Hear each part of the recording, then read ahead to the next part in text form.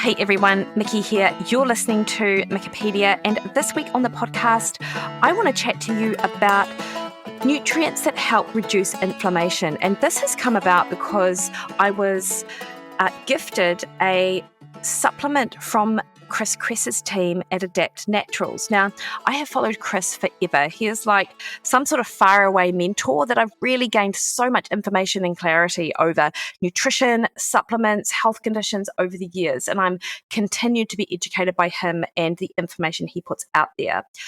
So this supplement is called BioAvail Omega Plus, and it contains not only fish oil, as suggested by Omega Plus, but also curcumin and black seed oil. And I do just want to go through some of the known benefits of each of these nutrients to sort of explain why they are all in this one supplement. And I will do this over 2 episodes. So I will address the fish oils first and then go into the details on curcumin and black seed oil too. And I think the thing is that as I talk about, many people struggle with inflammation and autoimmune conditions. So the more that we can get a handle on these things, the better we're able to resolve some of that underlying stress on the body and just help improve overall quality of life. So that's where I'm heading over the next couple of weeks. I imagine that you are likely familiar with omega-3s because they've been long known to be recommended for particularly inflammatory conditions. And of course, curcumin has got quite a lot of research. It's had its sort of time on the supplement shelf, if you will, and is also really effective for reducing inflammation, amongst a whole host of other things. But the black seed oil is a relatively new one. And so I do want to go over some of the research around that, which I find pretty interesting. And, you know, I've been taking this supplement for a week now, and I'm super interested because it has long been on my radar that taking omega-3s is the one thing which I don't consistently do. Like I might get some, take it for a while, and then just forget. And in fact, that is really my history with a lot of supplements. But over the last few months, outside of that time when I was taking a raft of supplements to help with my bone injury, over the last few months, I've been super consistent with my currants. I've been super consistent with using the Clover Ferments products. And in fact, I find them delightful to take. I love that savory flavor. I'm on the blend kvass now. And also with, of course, my pendulum supplement, the Metabolic Daily, or Akkermansia. So I've been sort of mixing up those two. In addition, of course, to magnesium. No, I didn't mean to actually just go through the entire list of my supplements, sorry, but I just thought actually I should probably just also say I've always been consistent with magnesium as well, and in fact have the Pillar product right now. So this is one that Dr. Dan Plews, I believe he's the head of science over there, actually. I'm not quite sure if that's the title, but he certainly does have a position there. And so I've been trialing and really enjoying their magnesium supplement. In addition to, of course, they've got a new collagen out. And I'd be remiss not to also mention the Good Green Vitality, which if you follow my Insta stories, you will see that I am on that on the daily. But this is a new one, and I'm super pleased to tell you that I've been pretty consistent with taking it. And I do just want to go through some of the reasons why you might consider a supplement, particularly for inflammation and or sort of your immune system. As you know, inflammation is basically thought to be at the root of all chronic and autoimmune diseases. And this ranges from rheumatoid arthritis to metabolic syndrome and diabetes to neurodegenerative disorders and cognitive decline. Along with these increasing rates of these conditions, it's well known that autoimmune conditions are on the rise, as is type 2 diabetes and, of course, obesity and excess body fat. So too is inflammation. And it's thought that around 80 million Americans, and this is the data that we have, unsurprisingly, we don't have great data here in New Zealand, about 80 million Americans suffer from chronic illnesses that at the face of it, they affect quality of life. Long term, not only are they going to affect your health span, but likely your lifespan as well. Inflammation, of course, whilst it is a problem in cases of chronic inflammation, it is a natural bodily process designed to help us recover from injury and infection. So, when the body recognizes this injury or infection, it releases chemicals that trigger the immune system to either heal the damaged tissue or fight off foreign pathogens. And of course, once this has occurred, the wound has been healed, the infection has been resolved, the body signals the immune system to essentially calm down and halt that inflammatory process. However, when the threat to the body is constant or perceived to be constant, that inflammatory process doesn't stop. And the chronic inflammation that we talk about with regards to disease states is often this sort of chronic underlying inflammation that might not be so high, but it's always going on in the background. And of course, in addition to eating really well, a nutrient-dense diet, having a more active but less stressful lifestyle, added support from key nutrients can also help fight inflammation. And this is where there is interest in the supplements that are in this Adapt Naturals BioAvail Omega Plus, and that is EPA and DHA, which are long-chain omega-3 fats, it's curcumin, and it's that black seed oil. So, with EPA and DHA, there are numerous studies that are focused on these anti-inflammatory properties that come from fish oil and seafood.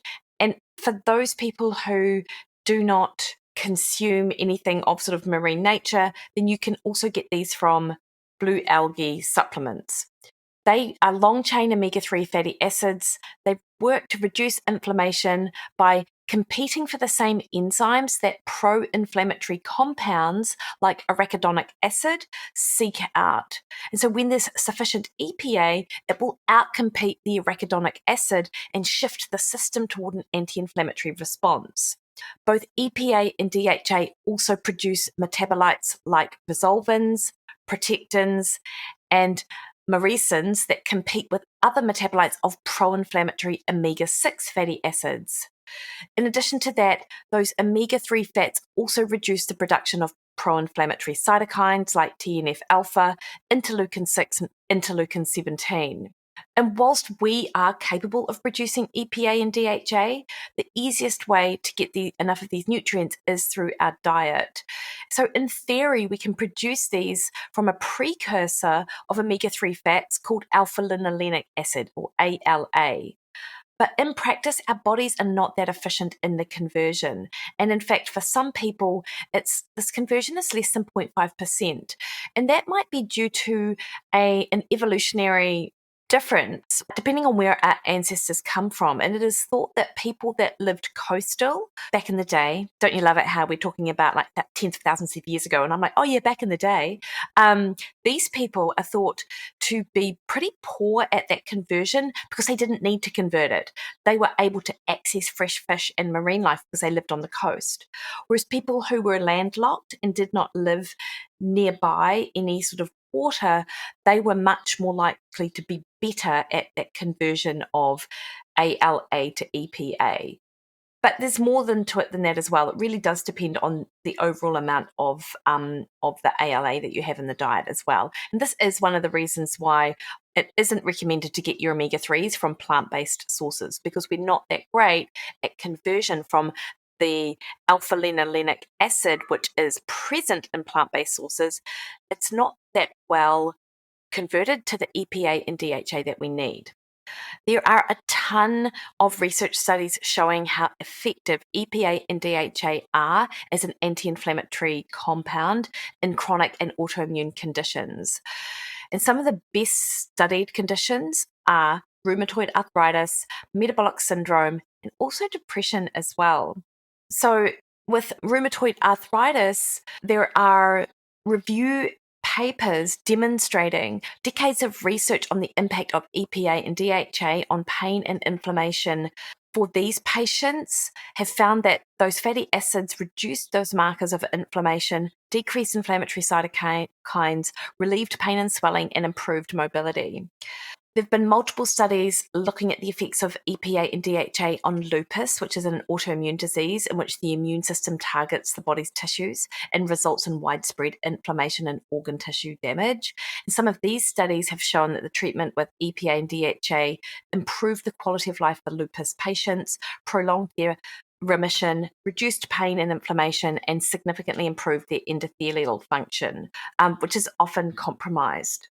With metabolic disorders, EPA and DHA have also been well established to lower triglycerides, which is one of the markers which are involved with dyslipidemia, insulin resistance, and conditions like fatty liver disease. Fish oil reduces fasting triglycerides by decreasing the amount of triglyceride-rich, very low-density lipoprotein production, or VLDL, in the liver. It's also been shown to potentially lower blood pressure by increasing nitric oxide availability and relaxing that smooth muscle. So there are also multiple studies showing that EPA DHA can improve glucose, A1C, leptin to adiponectin ratio, and lipid profiles in people who are overweight and or who have prediabetes or diabetes. And given the prevalence of this condition worldwide, this is a potentially pretty important finding. One of the leading causes or theories on depression is the immune cytokine model of depression, which proposes that chemical byproducts of inflammation called cytokines do produce various psychiatric and neurological symptoms in the brain, including depression. And the evidence suggests that EPA and DHA resolves depression is in fact one of the most highly rated evidence by the independent online research company Examine.com.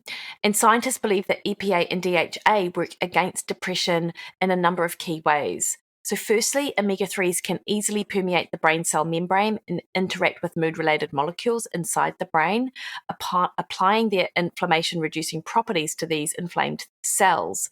Additionally, omega-3s make up a portion of the brain cell membrane. So it's possible that by increasing the level of omega-3s in the brain, it makes it easier for serotonin, which is a chemical messenger specific to brain cells, to pass through these cell membranes. And for what it's worth, EPA and DHA have also been shown to improve cognitive health, memory, and focus in older adults, and can improve other neurological and cognitive disorders like Parkinson's and dementia. And for what it's worth, in 2021, there was a systematic review of 5,554 studies revealing that omega-3 and fish oils have beneficial effects on reducing the relapse rate, inflammatory markers, and improving quality of life for patients with multiple sclerosis. And another review has found that placebo-controlled trials of fish oil in chronic inflammatory diseases have also found decreased disease activity. So consuming cold water fatty fish like salmon, mackerel, herring, anchovies, sardines, and shellfish regularly is, of course, going to be optimal for getting your EPA and DHA into the body, particularly because these foods also contain other vitamins, minerals, and bioavailable proteins essential for optimal function. If you eat 2 servings of these seafoods per week, this will provide you an average of 1 gram a day of that combined EPA and DHA. However, most people don't get enough from their diet alone.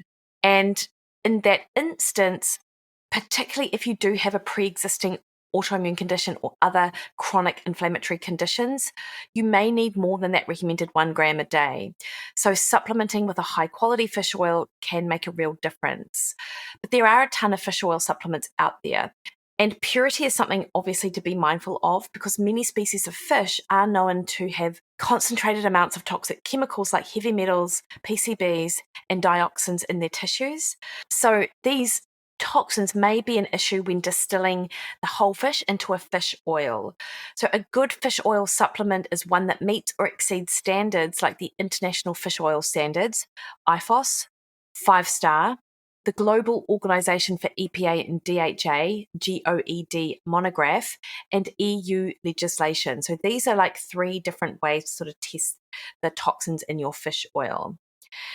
And ideally, having between 500 milligrams and 2 grams of combined EPA and DHA per day in a ratio of about 3 to 2 of EPA to DHA. So you'd want 60% EPA to 40% DHA. And then one way to test for the rancidity, so to make sure it's fresh, honestly, it might not be as scientifically rigorous, but smelling or trying the product is often the easiest way to know whether or not your product is rancid. So if the product tastes or smells fishy, it can be a sign that that oil has oxidized. And also, of course, adding antioxidants to fish oil can improve the stability. And there is research to suggest adding curcumin or resveratrol might be a good option here. And if you're thinking about sustainability and traceability, look for products certified by organizations like Friends of the Sea or Marine Trust or Marin Trust, so no E there, which are two of the leading organizations for sustainable and responsible fishery management.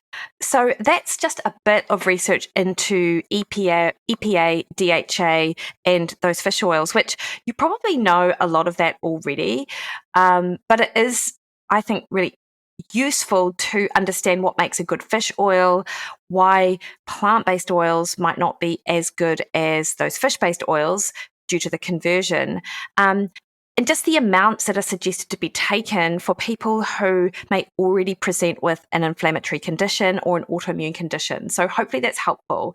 And next week, I will be chatting about both curcumin and black seed oil, which are the other two constituents of that Adapt Naturals BioAvail Omega Plus supplement.